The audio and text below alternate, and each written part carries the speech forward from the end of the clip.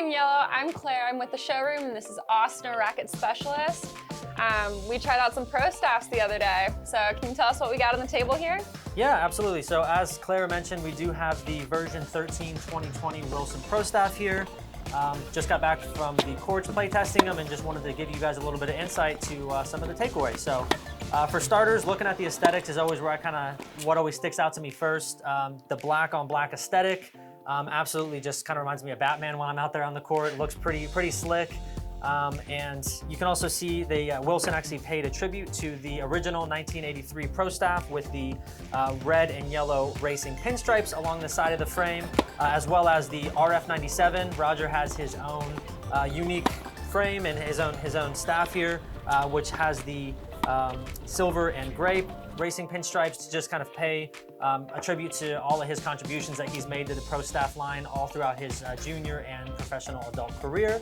Also above the 3 and the 9 o'clock position along the top of the frame and the tip of the hoop, you can see this glossy finish, which just really kind of gives you an inside look to some of the technology that's in the racket that everyone has known the Pro Staff to be, which is that Braid 45 technology, which essentially just braids Kevlar and graphite at a 45-degree angle, essentially just allowing the racket and the string bed to breathe a little bit more upon impact, and really just give you that great plush comfort feel that the Pro Staff's known to have over the last 40 years. So we've got a lot of different options in front of us, Claire. Why don't you tell us a little bit about some of the specs on these rackets? Yeah, so as you guys know, I'm used to playing with the Pure Arrow, which is slightly different. I use the standard v13 97, so that one came in at about 11.8 ounces when it's strung.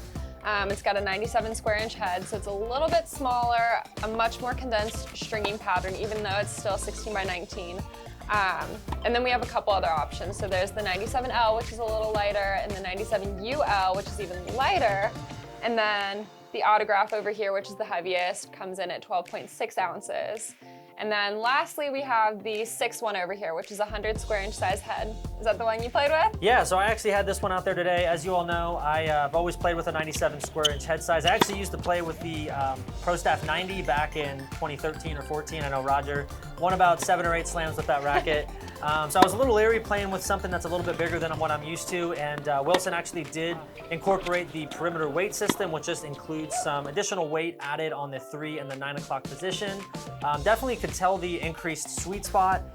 Felt really clean on impact, but again, I just feel like I have a lot more control and stability and torque on some of the more condensed head sizes with the 97 that Claire just mentioned. But all in all, this is the most successful franchise in the tennis world as it pertains to the Pro Tour with Grand Slams and majors, as that's kind of what matters at the end of the day. We won't get into the GOAT discussion with Roger, Novak, and Rafa, but all in all, it's a great racket. We actually just got a visit from our friends at Wilson last week as well, so be on the lookout early next year in 2023 as we all have a special surprise coming for you all.